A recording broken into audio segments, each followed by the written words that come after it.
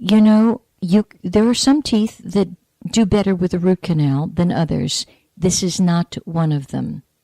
This tooth has been very infected. It's down into the gum. It's down here. It's down there. It's played havoc with you, which I reflected back on my whole last year of healing, and I could say, it certainly did.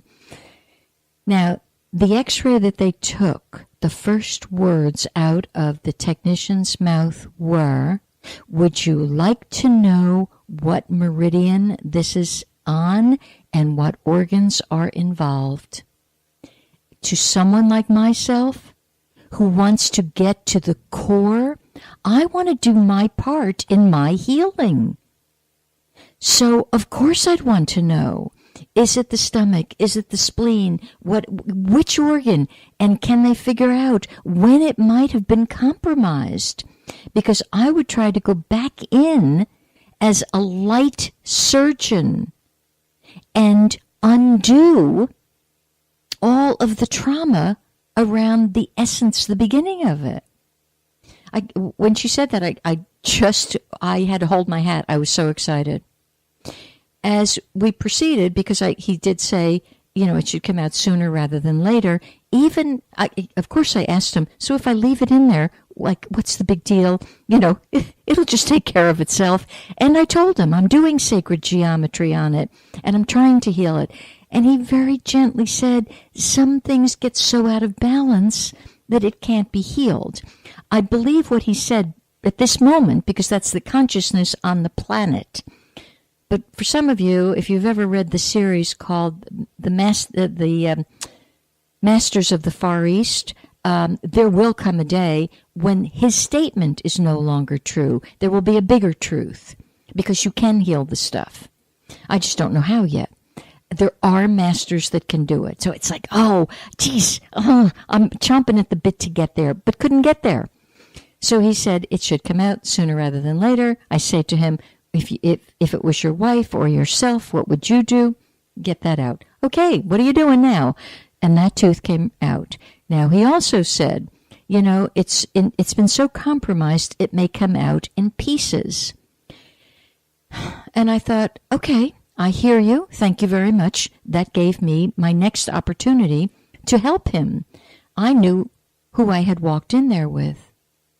One of my wonderful off-the-planet helpers is an entity who goes by the name of Hilarion. Hilarion stands behind all healing. Those of you who have healing issues, will you please call upon my buddy, Hilarion, Hilarion. And the other, of course, is the Archangel Raphael. It doesn't get any better. So immediately the sensation was Hilarion was operating through his hands to pull the tooth, and I had not even a flicker of a doubt that this tooth would not come out absolutely whole, which of course it did. In the meantime, as he's doing that, because this is like treating the whole body, his lovely helper is saying to me, would you like essential oils? Would you like some acupressure? And I'm like, oh yeah, sock it to me. I have not felt one bit of pain during, after, or since. And he polished it off. You think it can't get any better. He polished it off with, we finish up here with a little laser, because laser is light and light heals. I'm like, you won my heart, buddy. You have won my heart. So for those, look, we're all healing from something. We've all got stuff. Try as best you can to get to the source. How did you concoct this thing? Be accountable. My tooth didn't just go, upside down all by itself. It had a lot of help along the way. Probably, from best I can figure out, from worry. And I would tell you a lot of this worry probably came around the year 2008 and 2009 when things were topsy-turvy in my world. So it took that long for it to be complete. And to me, it's like the most wonderful thing, because by this being completed, finally, I had a huge sense of openings, and that's really what today's talk is about, believe it or not. So here's what's happening. There has been a very big galactic shift, and the shift happened between Thursday and Friday. And the shift had to do with a completion of the old, giving way to huge expansion. It's very much like now the old field has been tilled. That's kind of, everything's been dredged up. Seeds were planted, and now the flowers are starting to come up and they're bursting. And that's the sensation that's here for you. It is a whole new vision. And if you can allow it and accept it, the first sensation is you're actually going to almost feel your body has expanded. And I don't mean in a way that you feel like you gained 10 pounds. That expansion, though, of height and depth, like you've been heightened and deepened almost simultaneously, that's very true. And then you'll get the sensation that this expansion is going in 8 other directions. And it's expanding your thoughts, your ability to communicate, your ability to let go. It's like whatever you needed to have a broader experience of, it's opening you to other dimensions of life. And now they're all available. You are the field, but you are also the flowers in the field. All of them. You're it. You're every flower. Every one of you is a gazillions of flowers, meaning different aspects of you can really blossom.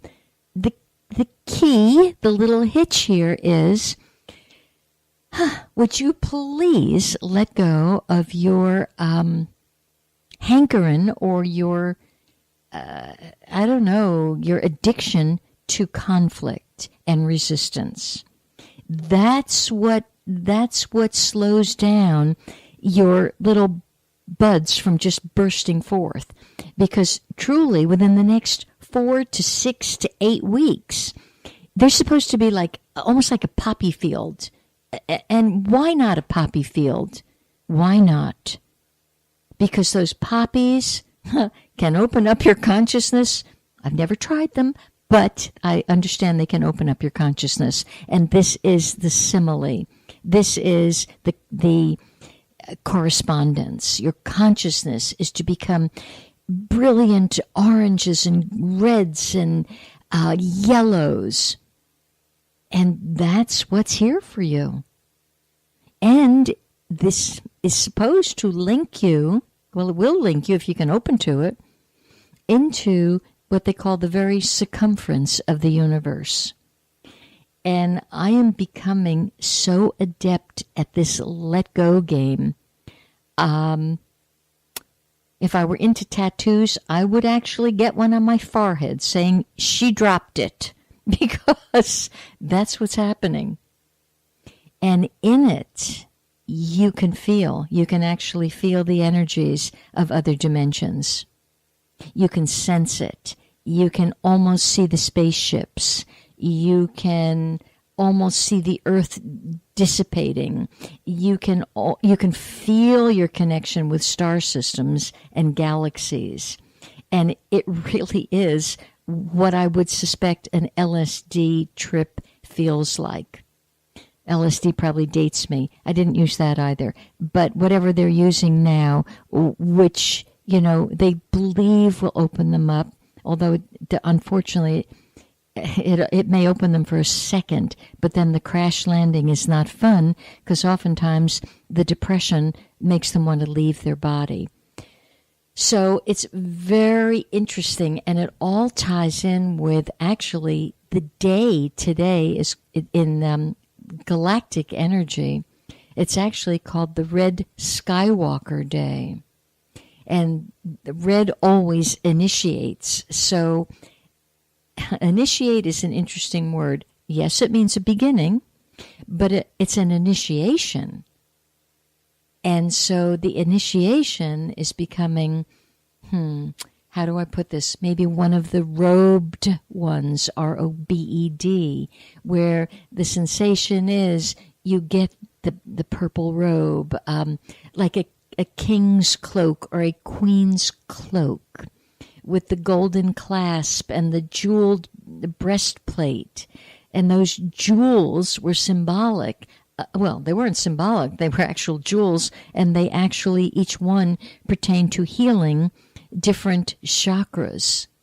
And in the old days, they knew there were far more than 7 chakras, so they would have a breastplate full of gemstones, and the power of that would be to trigger absolute points in your third eye, in the palm of your hand, in your fingertips, in your toes, that could allow you to first heal yourself. It's always you do you first. So any of you gals that are still trying to fix the world, knock it off. Number one, there is no world. So go back to doing you. So the Red Skywalker is the ambassador of wakefulness. And it's kind of the one that waves its wand to explore dimensions within and without. It's a time-space traveler and a messenger of prophecy. So today, my frequency is very attuned to prophecy. So if I get the sensation that, for example, the feng shui of your house doesn't suit you anymore, the pattern is wrong, the colors are wrong, that's not Elaine that knows that. That is the gift of prophecy. Listen up. And so the Skywalker is a symbol that actually talks of the empty space. You know, a glass is empty. That empty space is what holds the lovely cool water that you're going to drink. An empty room holds the furniture that you're going to put in. So it speaks of the importance of you being empty. And that's why you want to empty yourself of truly all your beliefs. Just go right from stem to stern. All your beliefs, let them go. Drop it, because they're just that. They're beliefs. They're not the presence. The presence is the presence. So this Skywalker energy stands as a vigilant, clear channel, rooted yet very fluid. Also, as I was driving up here, I thought of someone that I want to communicate with later today and tell this person, I am extraordinarily grounded, and yet my antenna is so beautifully hooked in to cosmic understanding that it's the perfect combination. And it allows me to be a full expression of expansive emptiness. That's the gift for all of us. This is just not my gift. So the Skywalker vibration, it invites you, I implore you, to transcend old paradigms and conditionings and ceilings of limitation. Now, I'll give you a great ceiling of limitation. I was speaking to someone who was in the money business, and they were saying, gee, you know, if I went to another firm, they'd probably come back with, you know, she put a number out on it, $4 million worth for me to change. And I was like, huh. And she took that to be, wow, that's really great. And I let her ramble on and said, you know, I was coming at this from a completely other reality. The $4 million is nice, but What's that ceiling about? Why isn't it 8 million, 12 million, 16 million? There is